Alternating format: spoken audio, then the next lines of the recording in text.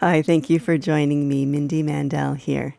In this video, I'm going to talk about propositions 40 through 43 in Proclus's Elements of Theology. And as I've been doing throughout this series, I am using the E.R. Dodds translation.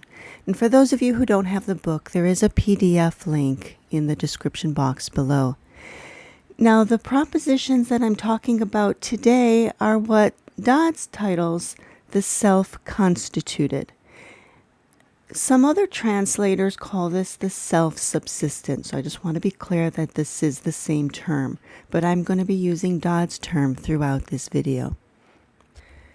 Now, I think that before we look at Proposition 40, it's a good idea to do just a little bit of review of Propositions 9 and 10, because sometimes this idea of the self-sufficient can be confused with the self-constituted.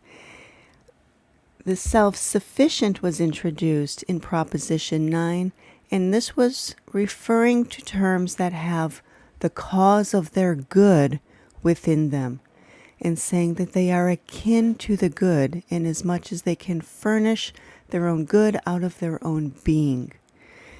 So these were terms that are very close to the good, so close in power that they can generate their own good.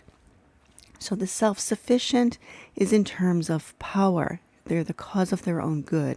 This is very closely related to the self-constituted, and in fact, we're eventually going to see they are the same terms. But when we're talking about them generating their own good, we are talking about them being self-sufficient. That's how he uses that term. That's what it means. When he uses the term self-constituted, it means that they create their own being. And so these two are very closely related, but not the same.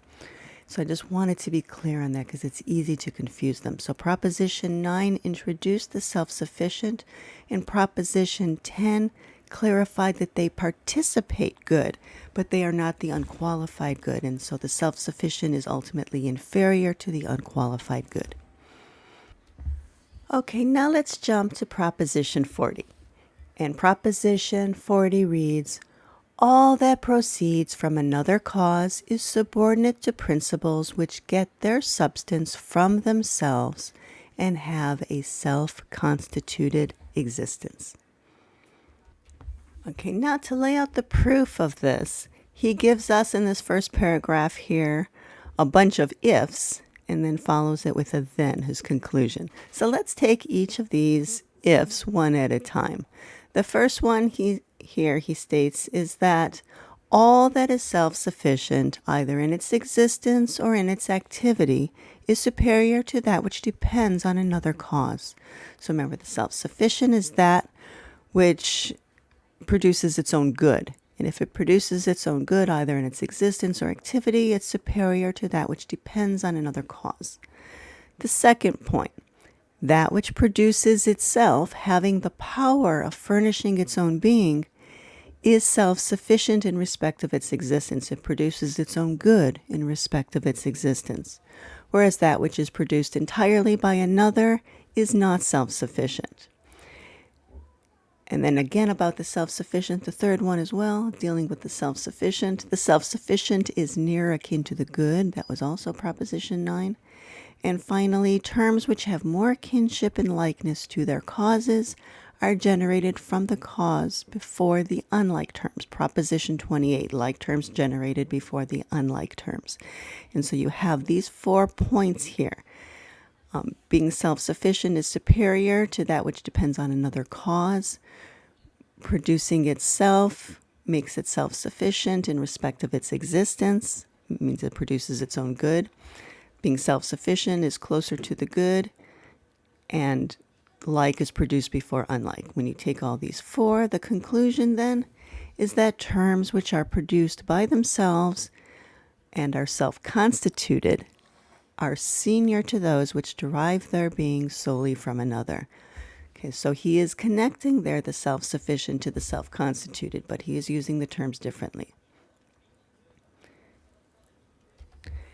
Now he's going to go on to talk about which terms are the ones that we call self-constituted. And he's going to give us 3 possibilities. Either there is nothing that is self-constituted, or the good is such, or else it's principles which arise first from the good. It can't be principles which arise later than that, because we already saw with the self-sufficient that such terms would not be self-sufficient, and therefore they would not be self-constituted either. So these are our three possibilities. And so he's going to go on with the first one. What if there is nothing that is self-constituted? But if there be nothing self-constituted, there will be no true self-sufficiency in anything, neither in the good, which is superior to self-sufficiency, that was Proposition 10, since it is not a possessor of the good, but is one and good absolute. Nor would there be self-constitution in things posterior to the good, since each will depend upon another, belonging not to itself, but wholly to its prior. Okay, now what if the good be self-constituted? Well, if it were, then producing itself, it will lose its unity, inasmuch as that which proceeds from the one is not one. For if it be self-constituted, it means it proceeds from itself. Accordingly, the one will be one and at the same time not one. And so our conclusion then, it follows then that the self-constituted must exist, but posterior to the first principle, that it is prior to those terms which proceed wholly from another cause is evident, for it is more autonomous than they are, and nearer akin to the good, as has been shown above. Okay, now I'm going to go on to Proposition 41. And this one reads, all that has its existence in another is produced entirely from another, but all that exists in itself is self-constituted. So this proposition is going to give us a better sense of the definition of self-constituted. To make the case for this one, Proclus wrote, for that which exists in another and requires a substrate, and a substrate you might think of as like an underlying reality, and what requires a substrate can never be self-generative, since a principle capable of generating itself needs no alien seat, being contained by itself and conserved in itself without a substrate. On the other hand, that which can remain firmly seated in itself is self-productive, since it proceeds from itself to itself. It has the power of containing itself, and is in itself not spatially nor in a substrate, but as the effect is in the cause. For space and substrate are alike distinct from their content, whereas the principles in question are self-identical. Such a term, therefore, exists in itself by self-constitution, and as the consequent exists in the cause. So this was a rather confusing sounding definition here, but what's really being described is simply this tripartite relationship that you find within really all of the divine realms, the remaining, proceeding, and reverting together in the same realm. The realms not only revert back to their higher causes, but also to themselves, and that is what makes them self-constituted. We're going to see, though, as we go on, when we look at 42 and 43, that not only are the self-constituted the monads of these higher realms, but also we're going to see that it even includes those within the series, and that means all of the ideas or the forms, the intelligible absolute realities. It also includes the rational soul. So Proposition 42 tells us that all that is self-constituted is capable of reversion upon itself. Reverting upon itself, you might think of that triangle image that I was just showing you of remaining, proceeding, and reverting back to its own cause. For if it proceeds from itself, it will also revert upon itself, since the source of the procession of any term is the goal of the corresponding reversion. That was something we saw back in Proposition 31. As a quick refresher, let's jump back to Proposition 31. This is the one that reads, all that proceeds from any principle reverts in respect of its being upon that from which it proceeds. And the part that I highlighted reads that all things desire the good, and each attains it through the mediation of its own proximate cause. Therefore, each has appetition of its own cause also. And this is the proposition that Proclus is largely drawing on to make his case here in Proposition 42. So going back to the beginning, if it proceeds from itself, it will also revert upon itself, since the source of the procession of any term is the goal of that corresponding reversion.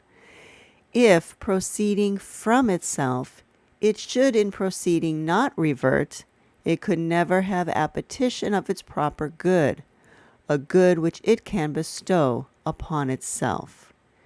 And his defense of this, every cause can bestow upon its product, along with the existence which it gives, the well-being which belongs to that existence. This is a key idea right here, and it's one that I think Dodds may have missed. It actually comes from Proposition 7. So I want to jump back for just a moment and take a look at that. Proposition 7 was one of those foundational propositions that we find ourselves referring back to again and again. Proposition 7 was that every productive cause is superior to that which it produces. And in the course of explaining this, making the case for it, Proclus tells us that as it gives the product existence, it must furnish also the power proper for that existence. So the power proper means that it has to have the power to maintain its own well-being. It has to be able to exist as its own, in its own place, if you will, in the hierarchy. And so we see, jumping back to Proposition 42, that instead of calling it power, he calls it well-being. Because to have the power to maintain your own existence means your own well-being, to maintain your own well-being. And here also we're seeing the idea of self-sufficiency, producing your own good, your own well-being. It's connected to the idea of power. Okay, so every cause can bestow upon its product, along with the existence which it gives, the well-being which belongs to that existence. Hence, it can bestow the latter upon itself also, and this is the proper good of the self-constituted. Of this good it will have no appetition if it be incapable of reversion upon itself. Not desiring, it cannot attain.